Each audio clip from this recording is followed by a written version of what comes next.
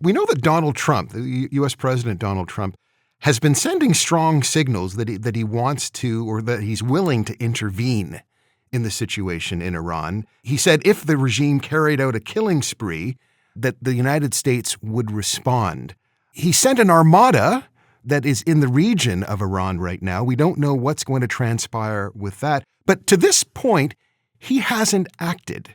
And I'm wondering what you think might have happened to restrain him.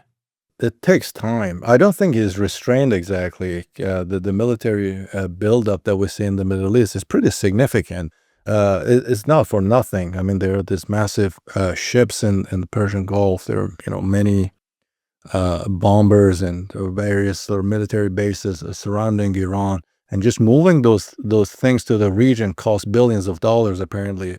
So I don't think this is all for nothing or he is restrained. Taking military action against a country that has one of the most sophisticated missile programs in the world and has a very large stockpile of missiles of various kinds. It can, attack the U.S. military bases in the region, anywhere from, Israel to all the Arab world. So if you want to really kind of go into war with that country, you can't rush it. I really don't know if they actually want to go to war or if it's just deterrence or what kind of war they want to carry out or what they want actually from Iran. I have no idea what's going on in Trump's head, but I don't think he's restrained. I mean, the threat is very much alive and there.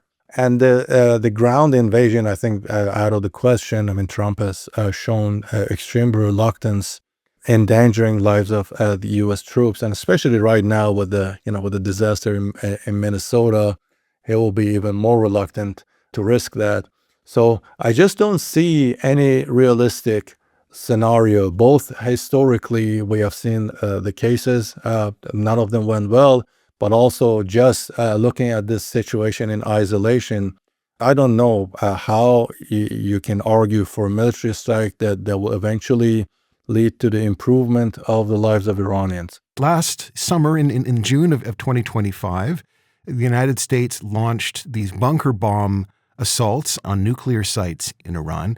We know that the Israeli attacks resulted in some, 1,000 Iranians, civilians, being killed during that period. It's a difficult question, but do those Iranians who want to see the end of the regime, are they hoping that the United States intervenes at this time? Like, what are they wishing for?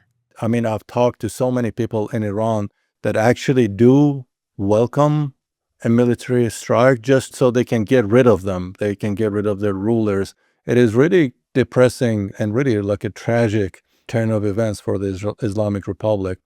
I think the military strike will be a disaster. First of all, like morally, I mean, I'll never support bombing a place where I don't live. So that's one thing. Historically, we have seen what military intervention has done to countries that are kind of similar to Iran, like Iraq, Syria, Libya, and so on. So the list is pretty long. In the case of Iran, this like a Maduro kind of Hollywood operation they carried out in Venezuela, it's not going to work. I mean, even if they come down, their parachuters or whatever they did there, and kidnap Khamenei, Iran is not like Syria or Venezuela that you kind of cut off the head of the snake and it just collapses. The Islamic Republic and the Revolutionary Guards are very deeply woven into the whole sort of infrastructure of the society.